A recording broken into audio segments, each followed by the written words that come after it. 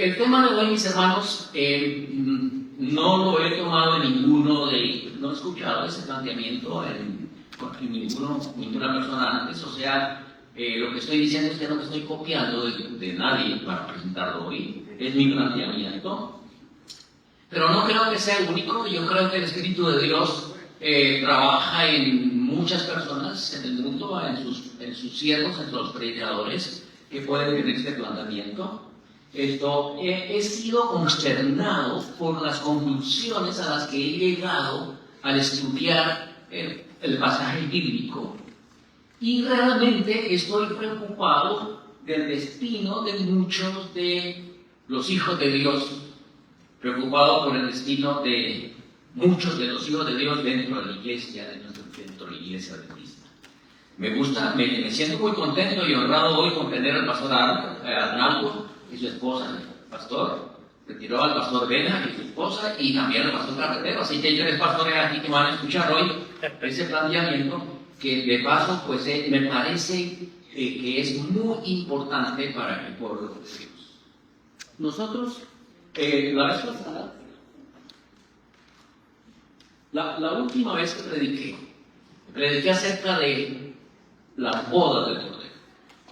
El tema de hoy es una serie de tres, lo estoy dividiendo en tres, porque hablé de las bodas del Cordero, pero hoy vamos a hablar de los invitados a las bodas del Cordero, y la próxima vez voy a hablar acerca de los que participan de la cena de las bodas del Cordero.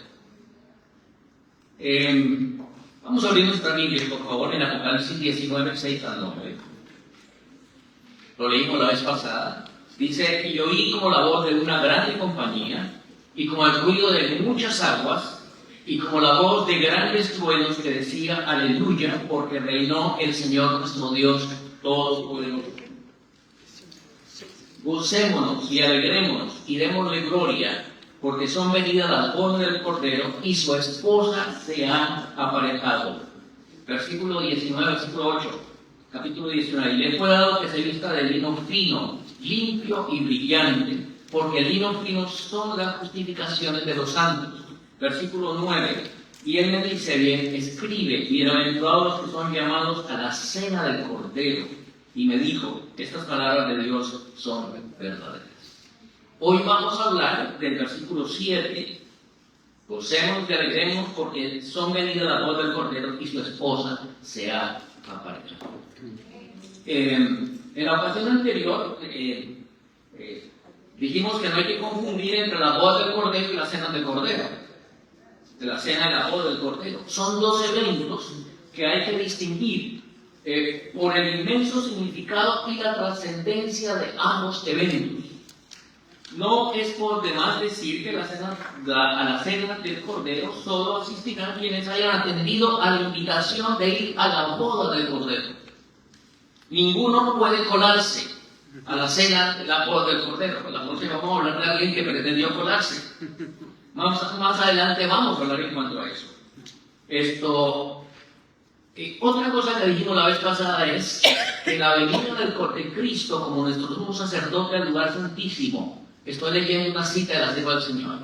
La venida de Cristo como nuestro sumo sacerdote al lugar santísimo para la purificación del santuario, de la que habla Daniel 8:14. La venida del Hijo del Hombre al lugar donde está el anciano de días, tal como lo presenta Daniel 7:13. Y la venida del Señor a su templo, predicha por Malaquías 3:1-4, son descripciones de un mismo acontecimiento representado por la venida del esposo a las bodas, descrita por Cristo en la parábola de las 10 vírgenes, según Mateo 25. Cristo en su santuario es el fundamento bíblico. La vez pasada hablamos de la boda del Cordero, así que estoy dando un breve repaso. Eso significa, algunos yo he escuchado muchas veces que la gente dice: cuando estemos en las bodas del Cordero en el cielo, ¿cierto? Pero según la sierva del Señor, según la palabra del Señor, las bodas del Cordero empezaron ¿cuándo? En 1844, cuando la profecía de Daniel 8:14 se cumple hasta 2300 días y el santuario será purificado. La purificación del santuario en Daniel 8:14, de la venida del esposo en el capítulo 7, versículo 13. Ante el Padre del Hijo, y la de Malaquías. Así que las bodas, es claro la palabra del Señor, que empezaron en 1844. En 1844. Y las bodas del Cordero, sin duda, será cuando el Señor se levante del lugar santo, del lugar santísimo, perdón, y venga por nosotros. Entonces, las bodas se están celebrando hoy. Y noten lo que dice la sierva del Señor. Y todos los que por el testimonio de las Escrituras aceptan las mismas verdades y siguen por fe a Cristo mientras se presentan ante Dios para efectuar la misma obra de mediación y para recibir su reino en la conclusión de esta, a ellos se los representa como si entraran a las bodas. Bueno, estamos tratando de recordar un poquito de lo que hablamos la vez pasada. ¿Qué son las bodas del Cordero? Note lo que dice el profeta Malaquías. El Malaquías hoy se refiere a eso. Dice, y sentarse para afinar y limpiar la plata, porque limpiará a los hijos de Leví, los afinará como a oro y como a plata, y ofrecerán a Jehová ofrenda con justicia. Así que la boda del Cordero es ese proceso de purificación del pueblo de Dios, de los hijos de Dios, que se están llevando a partir del 1844. Ahora, vamos a leerlo de la sierva del Señor. La parábola del vestido de boda representa una lección del más alto significado. El casamiento representa la unión de la humanidad con la divinidad. O sea, la boda es la unión de la humanidad con la divinidad. El vestido de boda representa el carácter de todos que deben poseer para ser tenidos por dignos convidados a las bodas. Palabras de vida del Gran Maestro, capítulo 24. Así que las bodas es la unión de la humanidad con la divinidad. La obra que el Señor está haciendo ahora mismo en favor de quienes deciden y aceptan y quieren prepararse para encontrarse, para ir en casamiento con Jesús, con el Señor, con Cristo, ¿cierto? Que es el novio de la iglesia. La unión entre la humanidad y la divinidad. Hablemos un poquito, recordemos los contrayentes. El novio es nuestro Señor Jesucristo, ¿cierto? Es quien se casa con su novia en la iglesia. El novio es perfecto, no tiene tacha, es el Hijo del Altísimo, puro y santo. El propósito es restablecer la relación que tenían con la criatura en el comienzo. Y es hacerla como es Él. El objetivo del novio es que la novia también sea pura, semejante a Él. La novia, para poder llegar a ser la esposa de Cristo, tiene que prepararse. Apocalipsis capítulo 19, versículo 7 lo leímos. Y su esposa será ¿qué? Preparado. Tiene que vestirse de lino fino, resplandeciente y limpio. Es el manto de la justicia de Cristo. Esa esposa tiene que ser afinada, limpiada y purificada como se purifica la plata y el oro. Malaquías 3:3. Tiene que ser sin mancha, lo dice Apocalipsis capítulo 14, versículo 5, lo dice el Judas del capítulo 1, versículo 24, aquel que es poderoso para guardarnos sin caída. En la boca de la novia no fue hallada mentira, Apocalipsis 14:5. Guarda los mandamientos de Dios, Apocalipsis 12:17, 14:12. Es una virgen, Apocalipsis 14:4 y 2 Corintios 11:2. La iglesia de Cristo no es una virgen, no se prostituye, no se mundanaliza. Y en el casamiento llegan a ser uno. Su iglesia llega a ser uno. Porque la boda, el propósito de la boda, el propósito del matrimonio es que lleguen a ser uno. Y la iglesia tiene entonces que prepararse para eso. Tiene que llegar a ser así. La boda es la unión, recuerden, de la divinidad con la humanidad. La Biblia habla de boda del Cordero, porque el Señor no se casa con ningún grupo, no se casa en grupo. Dios no se va a casar con los 22 millones de adventistas y hoy hay. La salvación es individual. Amén. Si usted se quiere casar con Jesucristo, las condiciones que están escritas en su palabra. Las condiciones están dadas. Lo preocupante hoy, mis hermanos, es que nos digan, grandes predicadores, que no se preocupe por los caídos. Que la naturaleza pecaminosa va hasta el final. A mí la Escritura me dice otra cosa. Desde 1844 para acá, Jesucristo se ha estado uniendo en casamiento con quienes han querido entrar en esa íntima relación con Él. Es la obra que nuestro mediador está haciendo por cada uno de aquellos que quieran, y lo está haciendo en el santuario celestial. La hermana White dice que mientras se hace una purificación en el cielo, que es la justificación imputada, se hace una operación de purificación en la tierra, en la persona, que es la justificación impartida. Es una obra de estampamiento de su carácter en el creyente, de su imagen, de cada uno de los que entran en relación con Él. Esas son las bodas del Cordero, la unión de la humanidad con la divinidad. Y todo el que quiera puede lograrlo, porque es la unión del poder divino con el alma humana. La sierva del Señor dice que es una obra sobrenatural, hecha de forma sobrenatural por un poder sobrenatural. Es el mismo Espíritu Santo de Dios obrando de manera misteriosa en el alma de quien anhele que eso se produzca. Y no es legalismo, mis hermanos. No es legalismo. Es quien entienda que ahora las bodas se están llevando a cabo y que esas bodas es la unión de Dios con usted. Es el poder de Dios con usted. Noten lo que dice la sierva del Señor en el Tesoro de la Gente Página 291. Cuando el alma se entrega a Cristo, un nuevo poder se posesiona del nuevo corazón. Se realiza un cambio que ningún hombre puede realizar por su cuenta. Es una obra sobrenatural que introduce un elemento sobrenatural en la naturaleza humana.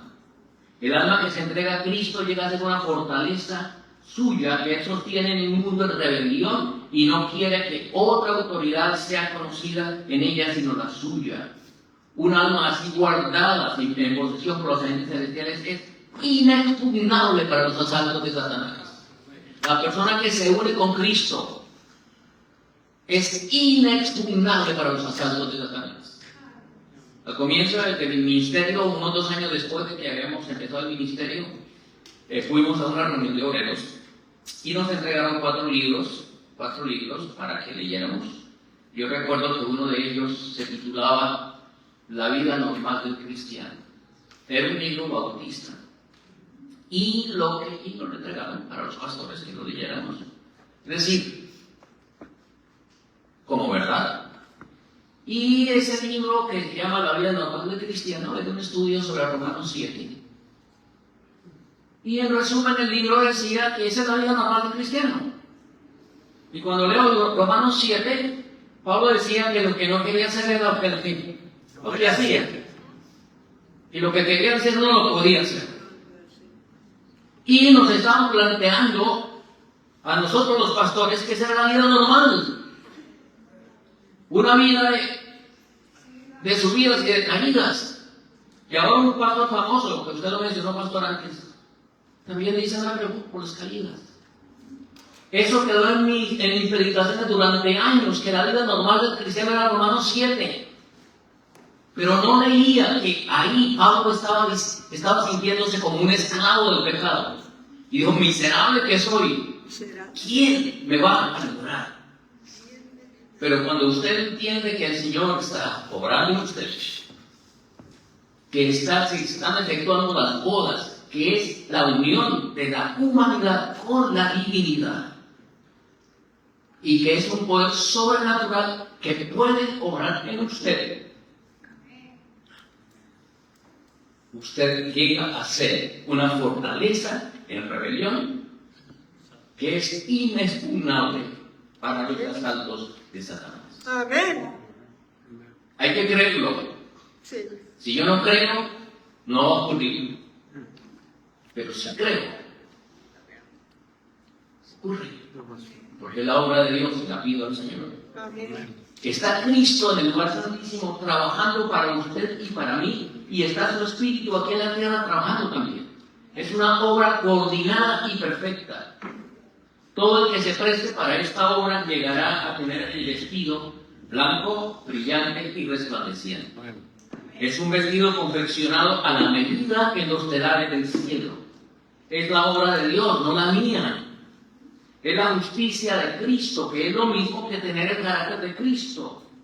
Es la santidad, es la perfección de la cual habla la palabra.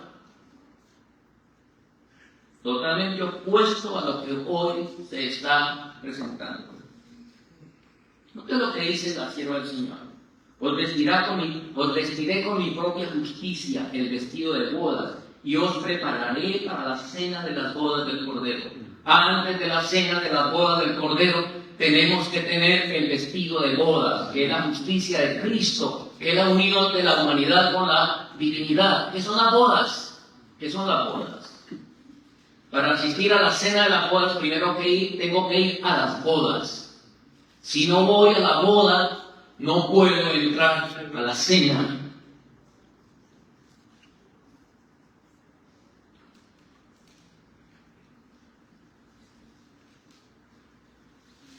Esto dice la cita del Señor: cuando estéis revestidos de mi justicia, lograréis alcanzar una norma elevada por medio de la oración, de la vigilancia, del estudio diligente de mi palabra. Comprenderéis la verdad y vuestro carácter será moldeado por la influencia divina, porque esta es la voluntad de Dios, a saber, vuestra santificación. Youth Instructor, 30 de junio de 1892. Nos podemos vestir, el Señor nos va a vestir a través de que con el vestido de bodas, cuando entendamos esto, ¿qué es lo que necesitamos? Resumen del tema pasado, todavía no empezado el de hoy. Desde 1844 el padre está dando el matrimonio suyo, celebrando bodas, pero es que son bodas.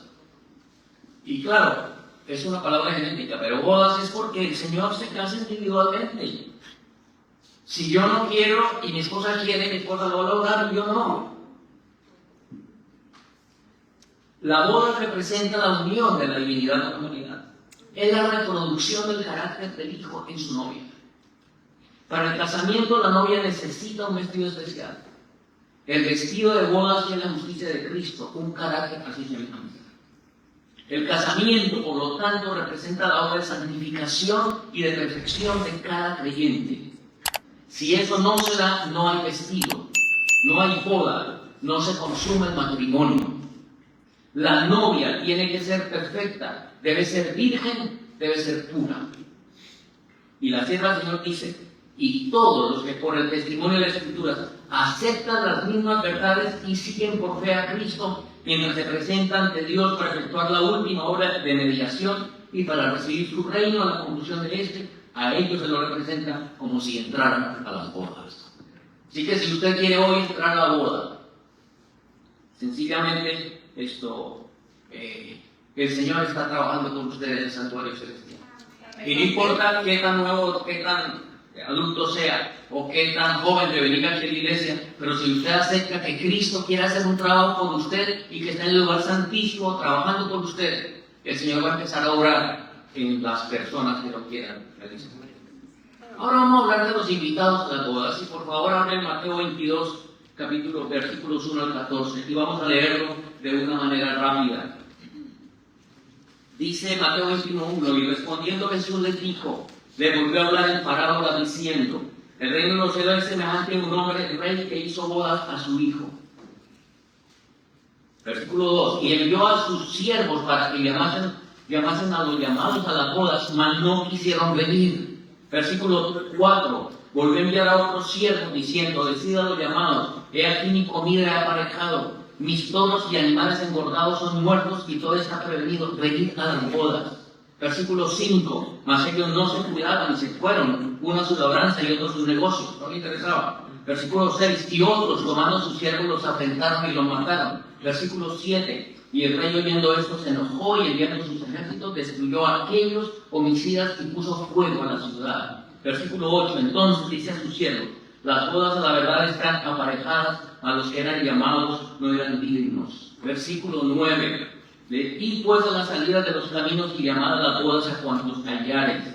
10, y saliendo los siervos por los caminos, juntaron a todos los que hallaron, juntamente malos y buenos, y las bodas fueron llenas de convidados. Versículo 11, y entró el rey para ver a los convidados y vio a un hombre no vestido de boda. De ahí para adelante no se enteran por sus 14.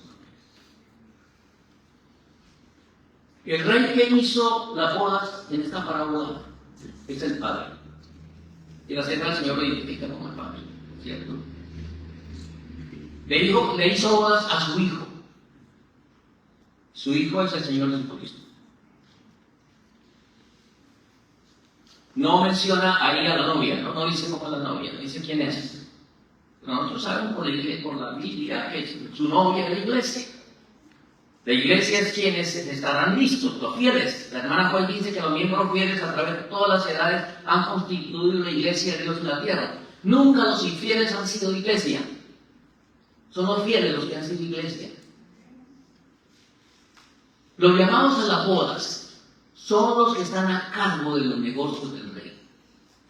En un reinado, un rey tiene siervos, ¿cierto? Ustedes recuerdan, por ejemplo, el rey de Egipto.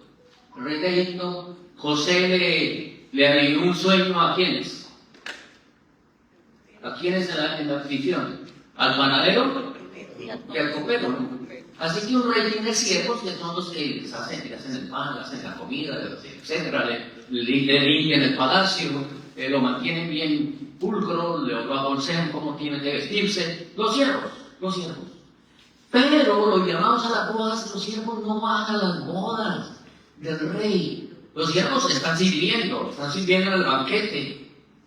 Pero los llamados a las bodas son los que el rey encarga de los negocios de su reino. Son los que el Señor encarga de los negocios de su reino. Son los gobernadores, ¿cierto? Son los príncipes. Por ejemplo, en el tiempo de Daniel, ¿cuántos gobernadores tenía Ciro o Darío? 127 provincias. Y sobre cada provincia tenía un gobernador, ¿recuerdan? ¿Sí o no? Y un rey no hace bodas a su hijo y invita por ahí a cualquiera. Invita a los que están cerca de él, a los que trabajan para él, a los que dirigen su reino, a los líderes del reino. Así que las bodas, el Señor invitó, según la parábola, el Señor a los primeros que invita son a los que están al frente de sus negocios, de su obra, a los líderes.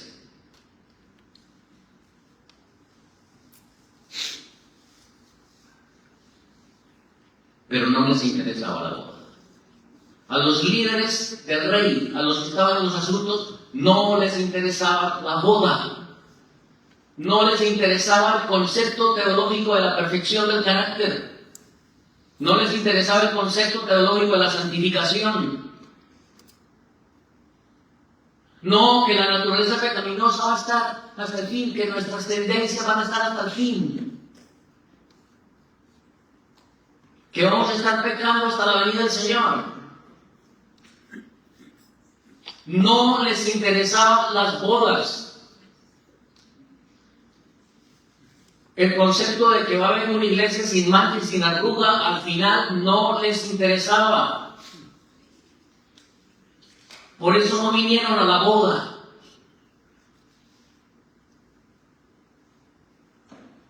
Resulta que el rey manda a sus siervos. Los siervos de la gente común. Los siervos son los que menos tienen títulos. Y los mandó para recordarles, mire, el rey les suplica que vengan a las bodas. Y entonces a unos los afrentaron. Y a los que insistieron los mataron. Los señalaron. Los expulsaron.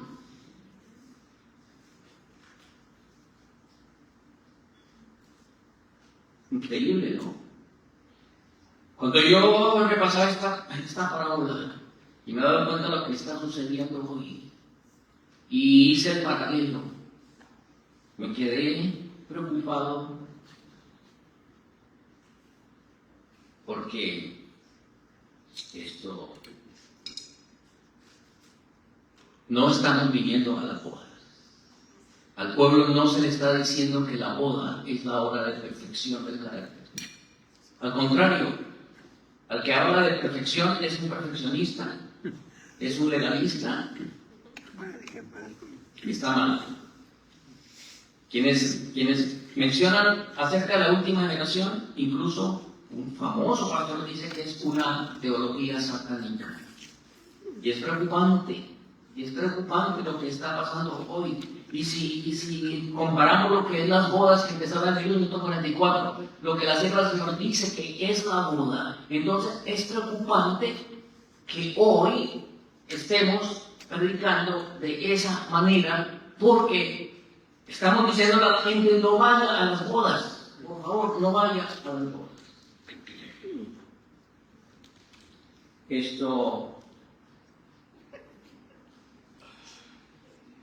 Vamos a ir a Daniel capítulo 7.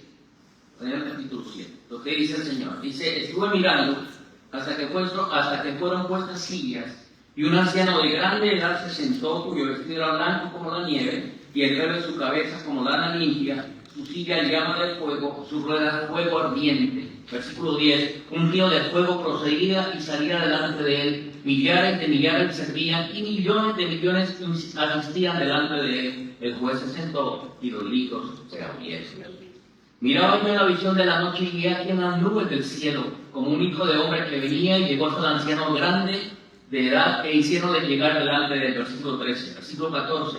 Y fue le dado señorío y gloria y reino, y todos los pueblos, naciones y lenguas le sirvieron. Su señorío eterno, que no será transitorio, y su reino, que no se corromperá. Está demostrado esta por la revelación que las bodas, como dijimos antes, empezaron en 1844. Y que en este episodio el rey es el Dios el Padre, haciéndole bodas a su hijo. Fue también el comienzo del juicio investigador, una doctrina que es única en la Iglesia Adventista del Séptimo Día. Amén. Y son dos eventos que ocurren en el santuario celestial. La boda es la perfección del creyente para el encuentro con el esposo, y la otra es la obra de juicio o examen antes del veredicto final. Mi próximo tema precisamente será sobre eso. La tarea del juicio investigador es examinar los caracteres y determinar quiénes están preparados para el reino de Dios. Es la obra final que se lleva a cabo en el santuario celestial.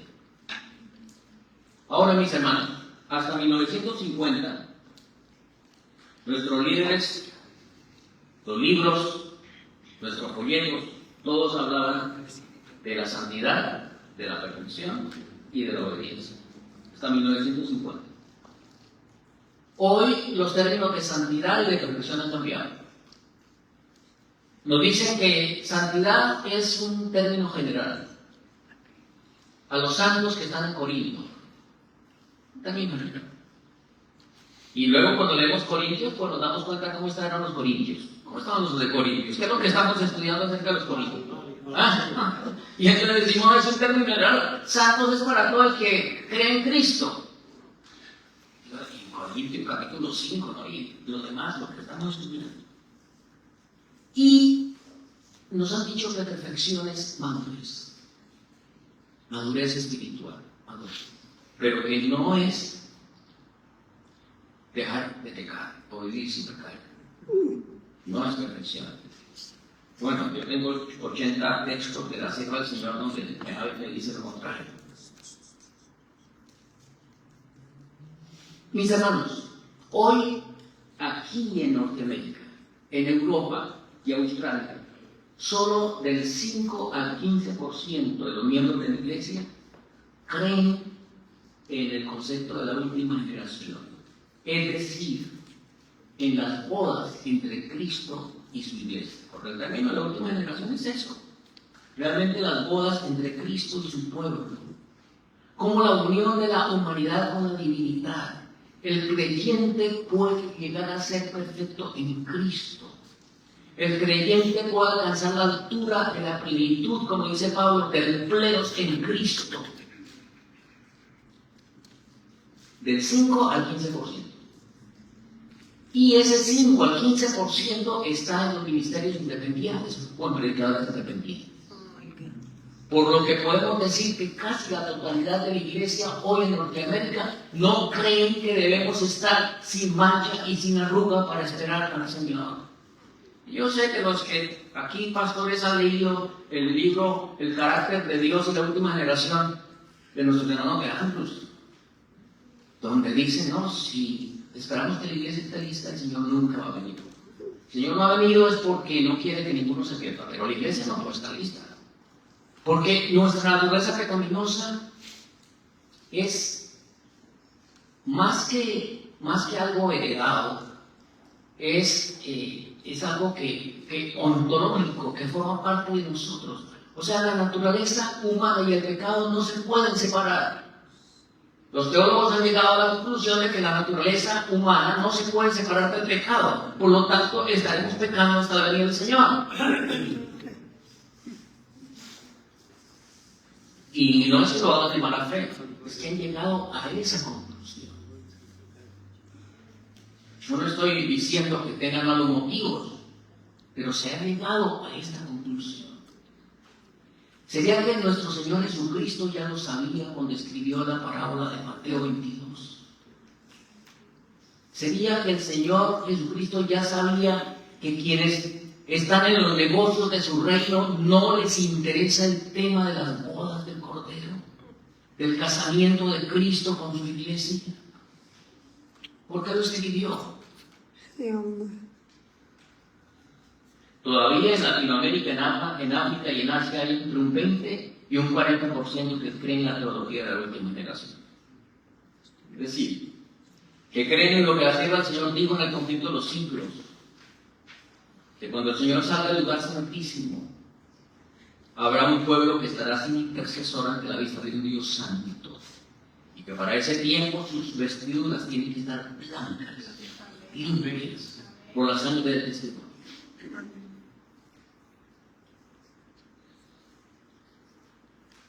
Es muy preocupante cuando hoy se está diciendo que es una teoría satánica el hablar de eso. Así que los de las bodas, los que debían de ir a las bodas, decidieron matar a los siervos. A los que predican el mensaje, decidieron destruirlos, aniquilarlos. No es un mensaje que guste al todo el mundo. No es un mensaje que guste a la Odisea. ¿La Odisea? ¿Cómo es la Odisea? Tibia. Tibia. ¿No va a gustar? La Odisea le gusta que le prediquen un mensaje tibio. La parábola dice que finalmente la misión de invitar a la gente a venir a las bodas fue encargada a los siervos, a la gente común. La hermana White dice que en la obra final no es por casualidad que la sierva del Señor profetizó que en la obra final habrá pocos grandes hombres dando el mensaje. Que la obra del Señor se la ha llevado más bien por los laicos y por gente muy humilde que esté llena del Espíritu de Dios. Amén. Que se dé cuenta, que haya descubierto, porque este es un mensaje que hay que descubrirlo. No nos lo dicen. Hay que descubrirlo. Tenemos que ir a la palabra, investigar. ¿Cuántos se van a perder? porque no enseñamos las grandes verdades, las imprescindibles verdades que el pueblo necesita.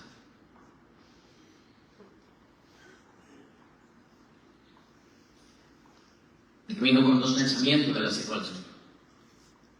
Y ahora yo quisiera que en la hora ministry, los hermanos que yo pienso que han recibido bastante mensaje, empiecen a pensar de manera seria, de manera que no sea sencillamente una teoría de la verdad de nosotros también, sino que podamos experimentar el mensaje nosotros. De lo contrario, tampoco. Dice la palabra del Señor: si queréis sentaros junto a la mesa de Cristo y participar de los alimentos que Él ha provisto para la cena de la boda del Cordero, debéis poseer un vestido especial, llamado el vestido de bodas, que es el manto blanco de la justicia de Cristo. Todo aquel que lo tenga es autorizado para entrar en la ciudad de Dios. ¿Ya tiene el manto? ¿Tiene el manto de la justicia de Cristo en usted? Ahora quiero decirles que algunos piensan que el manto del Señor Cristo lo pone encima de la suciedad que nosotros tenemos. Esa es otro tipo de teología. No te preocupes. Es pura gracia. Así que el Señor pone el manto limpio, puro sobre el manto sucio, horrible. Pero no lo que dice la Escritura, ¿no? Cuando el hijo pródigo vino, ¿qué hizo el padre? Lo bañó, le cambió la Escritura, ¿cierto? Cuando el profeta vio en el Antiguo Testamento, se me escapó en ese momento el nombre, que es un muerto, y el carbón le tocó, y el Señor le dijo a él: que aquí que cubierto tu pecado, el sumo sacerdote Josué, en Isaías, el sumo sacerdote Josué, sencillamente quitarle esas vestiduras viles, La sierva del Señor dice: la redención es un proceso por el cual el alma se prepara para el cielo. Significa quitar todo aquello que hemos aprendido, lo estoy diciendo en mis palabras, en la escuela del príncipe de las tinieblas, todos los hábitos, las prácticas. El alma tiene que ser librada de todo lo que se opone a la lealtad y a la voluntad de Dios. Ese es el proceso que Dios está utilizando ahora, que son las bodas del Cordero, en la preparación para el reino de los cielos. Cuando nosotros le permitimos al Señor que obre en nosotros, invitamos al Señor que obre en nosotros, que trabaje de manera sobrenatural. Si queremos sentarnos a la cena, tenemos que asistir primero a las bodas. El vestido de boda de la parábola representa el carácter puro y sin mancha que poseerán los verdaderos seguidores de Cristo. A la iglesia sería dado que se vista de lino fino, limpio y brillante, que no tuviese mancha ni arruga ni cosa semejante. El lino fino, dice la Escritura, son la justificación de los santos. Es la justicia de Cristo, su propio carácter, sin mancha, que por la fe se imparte a todos los que lo reciben como Salvador personal.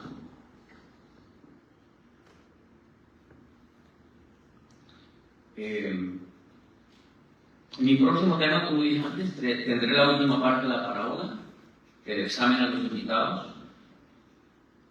Apocalipsis dice: bienaventurados los que sean llamados a la cena de las bodas del Cordero. Primero dice que el Señor invitó a las bodas.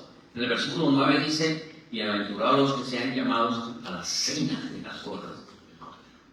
Primero viene la boda y luego viene la cena. Que el Señor les bendiga. Que el Señor ayude, que el Señor nos dé el deseo de que esas bodas se efectúen en cada uno de nosotros. Es una obra individual, no nos salvamos sin culpa.